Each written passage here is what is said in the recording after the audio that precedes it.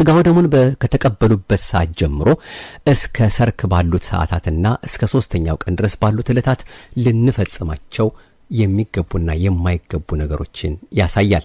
ስጋው ደሙን ከተቀበሉበት ሰዓት ጀምሮ እስከ ሰርክ እጅና እግርን መታጠብ አይገባም።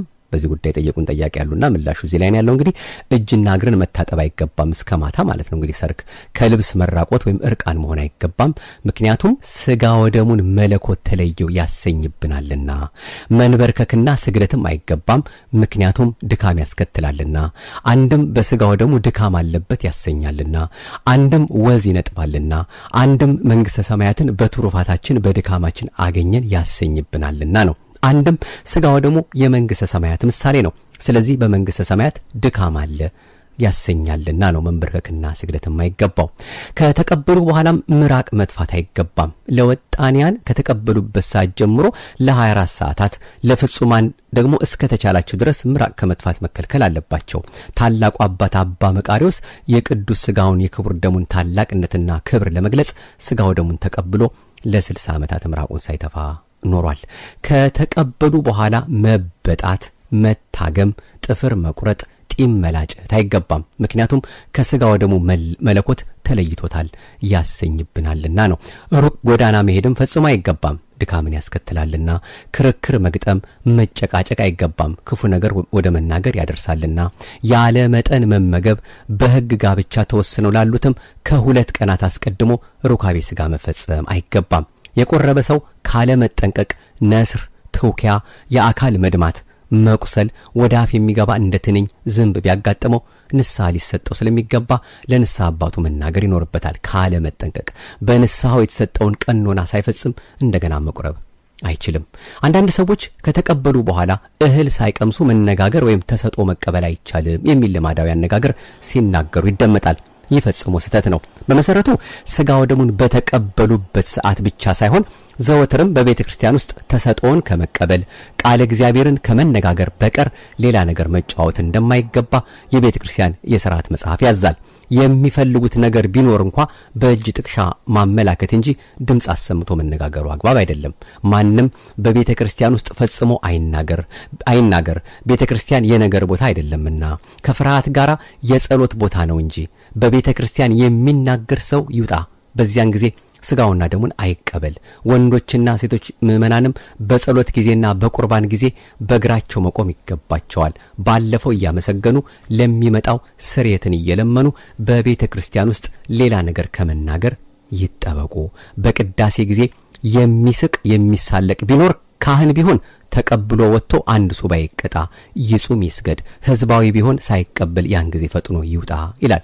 ከዚህ ውጭ ግን የተቀበሉ ሰዎች ተሰጦ እንዳይቀበሉ ወደ ውጭ ሲወጡም አፋቸውን ካደፉ በኋላ ከሰው ጋር እንዳይነጋገሩ የሚከለክል መጽሐፍ የለም። በሌላ በኩልም ከተቀበሉ በኋላ በእጅ መጨባበጥ፣ በትከሻ በመሳሳም ሰላምታ መለዋወጥና ከሌሎች ጋር በአንድ ማዕድ ተቀምጦ መመገብን የሚከለክል ስርዓት የለም። የቆረበ ሰው የቀረበለትን ማስተረፍ የለበትም። ጨርሶ መብላት፣ ጨርሶ መጠጣት አለበት እያሉ ማስጨነቅም ተገቢ አይደለም። ይህም አብዝቶ ሳይሆን መጥኖ ይብላ የሚለውን ስርዓትና ትእዛዝ መጋፋት ነው። እርሱ በበላበት ሌላ አይብላ አይጠጣ የሚሉትና የመሳሰሉትም ሁሉ በዚህ መልኩ የሚታዩ ናቸው።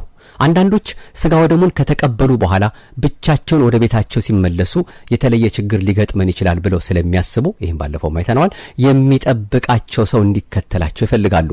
ለአክብሮተ ስጋው ደግሞ ሰው ማስከተል የማያስነቅፍ ቢሆንም ክፉ ነገር እንዳይገጥመን በሚል የፍርሃት ስሜት የሚጠብቅ ሰው ማስከተሉ ግን ፍጹም ስህተት ነው። በነቢዩ ዳዊት የእግዚአብሔር መልአክ በሚፈሩት ሰዎች ዙሪያ ይሰፍራል ያድናቸውማል ተብሎ እንደተጻፈ መዝሙር 33 ቁጥር 7 ስጋውን ደሙን በተቀበልንበት ሰዓት ግሩማን ሰራዊተ መላእክት በዙሪያችን እንደሚከቡን ልናስብ ይገባል። የነቢዩ ኤልሳ ረድ የሶሪያ ንጉሥ የሰደዳቸውን ጭፍሮች በማየቱ በፍርሃት ተሸብሮ ነበር። ሁለተኛ ነገሥት ምዕራፍ 10 ቁጥር 16። ነገር ግን በዙሪያው ያሉትን እንዲያይ ውስጣዊ አይኖቹ ሲገለጡለትና እሳታውያን መላእክት የሚጠብቁት መሆኑን ሲመለከት ፍርሃቱ ርቆለታል። እኛም ውስጣዊ አይኖቻችን ቢገለጡልን በእኛ ዘንድ ቁጥራቸው ታላቅ የሆኑ ሰራዊተ መላእክት መኖራቸውን እናስተውል ነበር። ሰዎች እንዲጠብቁን ማስከተሉ ከእምነት ማነስ የመጣ ልማድ እንጂ የቤተ ክርስቲያን ሥርዓት አይደለም። አባቶች ሰይጣንን ሳይሆን ልማድን ፍራ በማለት የሚናገሩት ልማድ ከሰይጣን በበለጠ ለቤተ ክርስቲያን ሥርዓት ተቃራኒ የሆነውን ነገር ያለምንም ፍርሃት እንድንፈጽም ስለሚያስገድደን ነው። ስለዚህ ይህን ክፉ ልማድ በብርቱ ልንቃወመው ይገባል። እንግዲህ ብዙ ነገሮች ናቸው ከዚህ ጋር የምናያቸውና እንደ እግዚአብሔር ፈቃድ መቼም እንድንማማርባቸው የሚያስፈልጉ በርካታ ጉዳዮችን ማንሳት እንችላለን። እንደው ይሄንኑ አሁን የተነጋገርንበትን ጠቅለል ባለ መልኩ ለማየት እንሞክራለን።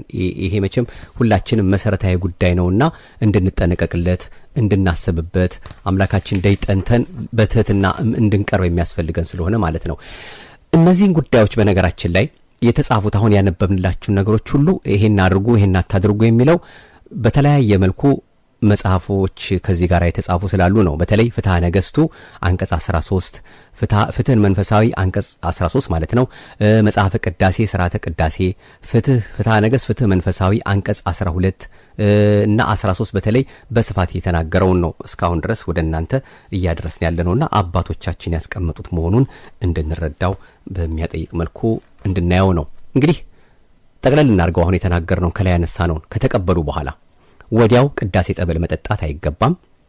ድርገት እስኪመለስ ድረስ ያስቀደሱበት ቦታ ሄዶ መቀመጥ ወይም መጠበቅ፣ አፍን በመሐረብ መሸፈን፣ ትንኝና ተዋሲያን እንዳይገቡ፣ ከስንብት ወይም ሰርወተ ሕዝብ አስቀድሞ ስጋውን ደሙን የተቀበሉ በሌላ ዛቲ ወይም ጸሪቀ መበለት አፋቸውን አያድፉ፣ ቅዳሴ ጠበሉም ከአፋቸው አይንጠብጠብ። ፍትህ መንፈሳዊ 13 ቁጥር 527 በቀስታ ሳይጋፉ ወጥቶ በደጀ ሰላም ዛቲ ቀምሶ አፍን ማደፍ ከቆረቡ በኋላ የሚለውን ደግሞ ነፍስ የተለየው መለኮት የተዋሃደው ስጋ አምላክ ነው የተቀበልነውና ምድራዊ ህብስት አይደለ ከሰማያ ሰማያት የወረደ ስለሆነ አንደኛ ብዙ ማውራት አይገባም፣ ሁለተኛ ጸብና ክርክር ካለበት ቦታ መሄድ አይገባም፣ ሶስተኛ ወደ ፍርድ ቤት መሄድ መሟገት አይገባም፣ አራተኛ አብዝቶ መመገብ ወይም መጠጣት አይገባም፣ አራተኛ ዘፈን ጫጫታ መዝናኛ ወዳለበት ስፍራ መጫወት መሄድ አይገባም፣ ከሌላው ከልብስ መራቆት አይገባም፣ ቢቻል የቆረቡበትን ልብስ እንደለበሱ መዋል፣ ጥፍርን መቁረጥ፣ ምራቅን እንትፍ ማለት፣ ጸጉርን መላጨት አይገባም፣ በውሃ ልብስን ማጠብ፣ ሰውነትን መታጠብ አይገባም፣ ብዙ መንገድ መሄድ፣ ብዙ ስራ ለመስራት ራስን ማዘጋጀትም አይገባም፣ በተለያዩ መዝናኛ ቦታዎች ሁሉ መሄድ አያስፈልግም አይገባም። በዚህ ችለት ይልቅ ፈጽሞ አርፎ ቅዱሳት መጻሕፍትን መንፈሳዊ መዝሙሮችን እያዳመጡ መዋል ይገባል። ሥርዓተ ቅዳሴ ቁጥር 166 በፍትህ መንፈሳዊም ላይ ይሄው ራሱ ተገልጾ ይገኛል። እንግዲህ ይሄንን ጠቅለል ባለ መልኩ መቼም ሁላችሁም በልባችሁ ወይም በልባችን ይዘነዋል ብለን ተስፋ እናደርጋለን። የብዙዎቻችሁ ጥያቄም በዚሁ የተመለሰ ይመስለናል።